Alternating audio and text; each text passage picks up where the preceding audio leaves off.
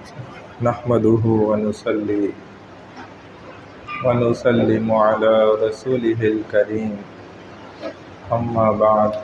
فأعوذ بالله من الشيطان الرجيم بسم الله الرحمن الرحیم۔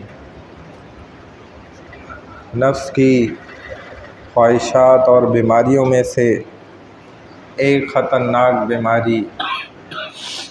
وہ دکھاوا کرنا ہے، اپنی عبادت کی نمائش کرنا یا اپنے عمل کا کسی کو دکھاوا کرنا یا اپنی عبادت کسی دوسرے کے واسطے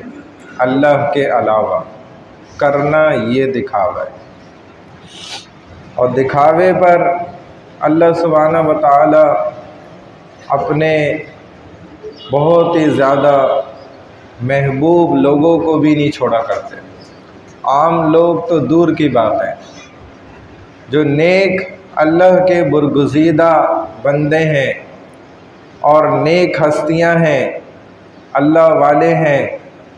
اگر وہ بھی کسی معاملے میں دکھاوا کر جائیں تو اللہ انہیں بھی پھر معاف نہیں کرتے، کیونکہ دکھاوا کیوں کیا۔ اور رسول اللہ صلی اللہ علیہ وسلم نے فرمایا کہ جو عمل جس نے کسی کو دکھانے کے واسطے دنیا میں کیا ہوگا، اللہ اسی کو سامنے کر دیں گے، کھڑا کر دیں گے جس کو دکھانا چاہتا تھا یا جس کے واسطے وہ عمل کر رہا تھا، اور فرمائیں گے کہ اب اس سے ہی اس کی نیکی لے لو، یہ اگر اس کے پاس قدرت ہے، طاقت ہے تو اس سے لے لو، کیونکہ تم نے مجھ رب اللہ کو دکھانے کے لیے یہ عمل نہیں کرا۔ ایسے ہی ایک بہت بڑے اللہ والے بزرگ، جنہوں نے ساری زندگی اللہ کو دکھایا، اپنا عمل اور اللہ کے واسطے ساری زندگی عبادات کرتے رہے، کہتے ہیں یہاں تک آتا ہے کہ 100 سال سے اوپر کی زندگی تھی، اور ساری کی ساری جب سے ہوش نہیں سنبھالا تھا تب سے صرف اللہ کے لیے عبادات میں لگے رہے، اور کہتے ہیں کہ ایک چٹان مختص کر لی تھی خاص، اس کے اوپر بیٹھ جاتے تھے اور اللہ کی یاد میں مشغول ہو جاتے تھے، دن رات لگے رہتے تھے۔ ایسی اللہ کی عبادت کری، جب موت کا وقت آیا تو اللہ کے حضور پیش ہوئے تو اللہ نے پوچھا میرے بندے آپ نے ہمیں خوش کیا، اب آج ہم نے آپ کو خوش کرنا ہے، تو دیکھو یہ جنت میں تمہارے لیے کیسے کیسے ہم نے مقامات رکھے ہیں، کیسی زبردست جنت تمہارے لیے ہم نے تیار کر رکھی ہے، دیکھو ذرا اس کو۔ تو وہ اللہ والے فرمانے لگے یا اللہ میں نے تو جنت کے لیے تو نہیں عبادت کی تھی، اور میں نے تو آپ کے لیے عبادات کی تھی، نیکیاں جتنی میں نے کی، اور مجھے تو نہیں لگتا کہ یہ میری عبادات کا اچھا صلہ ہے، یہ تو مجھے کم لگتا ہے۔ تو اللہ تعالیٰ نے ان کو فرمایا اچھا یہ بات ہے، ایسا بھی ہو سکتا ہے۔ تو فرمایا کہ میرے بندے آپ نے جتنا مجھے دنیا میں راضی کیا، جتنی میری عبادات کی نا، ابھی آپ کو پتہ چل جاتا ہے۔ تو اللہ جہنم کے فرشتوں کو حکم دیں گے کہ ذرا ان کو لے جاؤ اور دکھاؤ وہ ٹھکانہ بھی جو جہنم کا ہم نے تیار کر رکھا ہے۔ تو فرشتے ان کو لے جائیں گے وہاں۔ اب جیسے ہی وہاں پہنچیں گے تو اللہ کو پکارنا شروع، یا حنان یا منان، یا اللہ رحم فرمائے۔ تو اللہ تعالیٰ فرمائیں گے میرے بندے آپ نے ہماری بہت عبادات کی تھی، مجھے یاد ہے، ہم اپنے بندے کو ایسے نہیں چھوڑتے، تو اب آپ کی جو ساری زندگی کی عبادات تھی نا، اگر آپ کو ادھر ایک گلاس پانی کا چاہیے تو آدھی زندگی کی عبادت دینی پڑے گی۔ تو انہوں نے کہا ہاں یا اللہ، ادھر جو حالت میری ہو گئی ہے، بس ایک گلاس پانی کم از کم مل جائے، آدھی زندگی کی عبادت لے لیں۔ پھر جب پی لیا تو اب تو وہاں برداشت ہی نہیں ہو سکتی انسان سے، تھوڑا ہی لمحے گزرے، یا اللہ مجھے اور پانی چاہیے۔ تو اللہ نے فرمایا ٹھیک ہے میرے بندے، بقیہ آدھی زندگی کے بدلے ایک گلاس پانی، یہ اتنا ہی ہے، 2 گلاس پانی، بس یہ آپ کی ساری زندگی کی عبادات۔ تو جب ان کو 2 گلاس پانی مل گئے، پی لیا، اب کیا ہوگا یا اللہ؟ اب آپ برداشت کریں، آپ کی عبادات تو یہی تھی ساری۔ تو اللہ نے نا دکھا دیا، ثابت کر دیا کہ جب ہم بھی رب ہونے پہ آ جائیں نا تو پھر بندے ہم آپ کو آپ کی اوقات دکھا بھی سکتے ہیں، کوئی مسئلہ نہیں ہمارے لیے۔ تو وہ اپنے رب سے نا معافی مانگنے لگ گئے، یا اللہ میں نے غلطی کر دی، لہذا مجھے معاف کر دیں۔ تو غلطی کا معاملہ تو بہرحال مرنے کے بعد ہوا تھا، تو وہاں کی غلطی تو اللہ معاف کر سکتے ہیں، دنیا کی جب معاف کر دیتے ہیں، بندہ معافی مانگ لے مرنے سے پہلے۔ اب مرنے تک تو اللہ کو راضی کر کے گئے نا، تو اللہ نے لیکن دکھانے کے لیے نا کہ تاکہ آپ کو میری نعمتیں کہیں کم محسوس نہ ہونے لگ جائیں اور اپنی عبادت زیادہ بڑی نہ لگنے لگ جائے، تو اے میرے بندے، جب تم ہمیں راضی کر رہے ہو نا اور بڑی بڑی عبادات بھی کر رہے ہو، میں تو اس کی بات ہی نہیں کر رہا جو نہیں کرتا، میں تو اس کی بات کر رہا ہوں کہ جو کرتا ہے۔ یہ معاملہ تو کرنے والوں کا پھنس رہا ہے، جو کام کرنے والے نہیں ہوتے نا، ان کے اوپر نہ کوئی انگلی اٹھتی ہے، نہ ان کو برا بھلا کہا جا رہا ہوتا ہے، نہ وہ کہیں پھنس رہے ہوتے ہیں، کیونکہ وہ منظر عام سے ہی غائب ہوتے ہیں۔ لہذا پھنستا وہ ہے اور تنگ اسے کیا جاتا ہے، باتیں اسے سنائی جاتی ہیں جو کام کر رہا ہوتا ہے۔ تو اب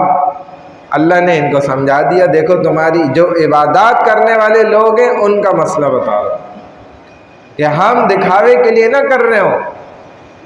کہ بس یہ ہماری عبادات ہیں جو ہمیں بخشوا دیں گی اور بچا لیں گی، ایسا نہیں ہوگا، بلکہ بندہ انسان اللہ کے رحم و کرم پہ بخشے جائیں گے، یا اللہ پر رحم و کرم بندے کی طرف سے بھی یہ ہوتا ہے کہ وہ اس کے بندوں پہ رحم کھائے، تو بھی اللہ کہتے ہیں کہ مجھ سے بڑا رحم کھانے والا بنتا ہی ہے۔ جب اللہ کی ذات اکثر جوش میں آتی ہے نا تو ان چیزوں پر آتی ہے کہ اللہ کے اندر جو صفات مخصوص ہیں نا، جب بندہ وہ کرنا شروع کر دیتا ہے نا تو اللہ کی ذات پھر جوش میں آ جاتی ہے، پھر اللہ کہتے ہیں کہ مجھ سے زیادہ بڑھنے کی کوشش کرتا ہے، چل جنت میں بھاگ یہاں سے۔ یہ سمجھانے کے لیے الفاظ کیا کہ چل تو جلدی سے جنت میں داخل ہو جا، نعمتوں میں لگ جا، اور یہ کام تو نے بہت کر لیا، مخلوق خدا پہ رحم کرنا، ان پر جو ہے کرم کرنا، ان کے ساتھ شفقت نرمی سے پیش آنا، ان کے جس مسئلے میں تو مدد کر سکتا ہے ان کی امداد کرنا، یہ ساری چیزیں اللہ کی ہیں۔ تو جب بندہ کرتا ہے تو اللہ کو بہت خوشی ہوتی ہے اور اللہ کی ذات جوش میں آتی ہے۔ تو عبادات کرنے والے یہ اپنی عبادت پہ گھمنڈ نہ کریں، یہ بھی نفسانی خواہش ہے کہ دیکھو مجھے اللہ نے توفیق دی ہے، میں مسجد میں بیٹھا ہوں، میں مسجد میں دین کی بات کر رہا ہوں، میں مسجد میں نماز پڑھا رہا ہوں، میں مسجد میں لوگوں کو مسئلے بتا رہا ہوں، میں دیکھو مسجد میں بیٹھا ہوں قرآن پڑھ رہا ہوں، فلاں تو نہیں پڑھ لے، یہ سب لوگ جو ہے نا بس، اور میری عبادات دیکھو اور کیسے میں نہیں بخشا جاؤں گا۔ تو بھائی میں بتا رہا ہوں کہ ہم اپنی عبادات پر بھی نہیں گھمنڈ کریں، نہ اس پر بھروسہ رکھیں، عبادت تو کرتے رہیں، عبادت تو چھوڑنی نہیں ہے،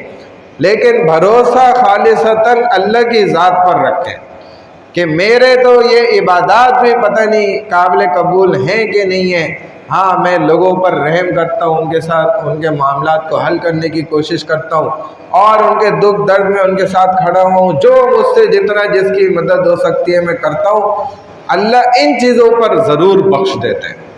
لیکن کہیں آپ کو نہیں ملے گا کہ حدیث یا کوئی قرآنی آیت ایسی ہو کہ تمہاری اے انسانوں عبادت کے اوپر میں تمہیں بخش دوں گا، ایسا کہیں بھی نہیں ہے۔ یہ تو ہمارا زندگی کا ایک روٹین ہے مسلمان کی، جیسے ہم روٹی کھاتے ہیں، بیت الخلا جاتے ہیں، زندگی گزارنے کے لیے سارے ہم کام کرتے ہیں، نہاتے دھوتے ہیں، کپڑے پہنتے ہیں، بدلتے ہیں، ایسے ہی نماز پڑھتے ہیں۔ یہ نماز پڑھنا ہماری روٹین ہے۔ آخری بات کرتا ہوں، بس دعا کر لیتے کہ جیسے میں نے مثال دی تھی پہلے بھی ایک بیان میں نا، کہ ایک بندہ اس کے بارے میں کیا خیال ہے جو ایسے ہاتھ باندھ کے اپنے آقا کے سامنے کھڑا ہوا ہے اور آقا اس کو کہتے ہیں بھائی جاؤ جا کے وہ مجھے پانی پلاؤ، پانی لے کر آؤ میرے، تو یہ ہاتھ باندھ کے کھڑا رہتا ہے۔ پھر آقا کہتے ہیں اس کو غلام کو کہ بھائی جاؤ وہ فلانا شخص مصیبت میں، اس کی مصیبت کو ہلکا کرو، اس کی مدد کرو جا کے، تو یہ ہاتھ باندھ کے کھڑا رہتا ہے اور جی حضور کرتا رہتا ہے۔ حضور کیا بات کری آپ نے، ماشاءاللہ۔ پھر اس کا مالک کہتا ہے بھائی جاؤ وہ فلانا دیکھو کس طرح جو ہے تکلیف میں، اس کی تکلیف کو دور کرو، تو یہ ہاتھ باندھا کھڑا ہوا ہے اور کہتا ہے آپ بہت اچھی باتیں کرتے ہیں، آپ کی تو کیا ہی بات ہے۔ تو ایسے غلام کے بارے میں آپ کا کیا رائے ہے، کیا خیال ہے جو ایسے ہی بس کھڑا ہوا ہے اور تعریفوں پہ تعریفیں کرے جا رہا ہے اپنے مالک؟ تو دین میرا سمجھانے کا مقصد یہ ہے کہ نہ اس چیز کا نام ہے کہ بس ہم نے عبادات میں بس زندگی گزار دی، باقی معاملات سارے جائیں ختم ہو ہماری طرف سے میری بلا سے، اور زندگی کے سارے معاملات میں چھوڑ کے بیٹھ جاؤں، یا پھر ہم اس میں بھی دکھاوے میں آ گئے تو یہاں سے بھی گئے،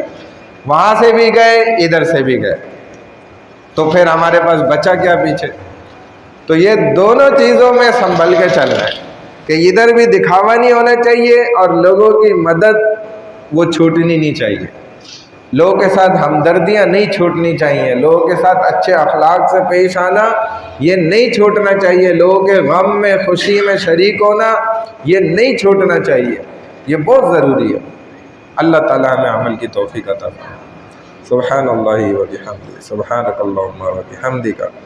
نشہد ان لا الہ الا انت، نستغفرک و نتوب الیک، برحمتک یا ارحم الراحمین۔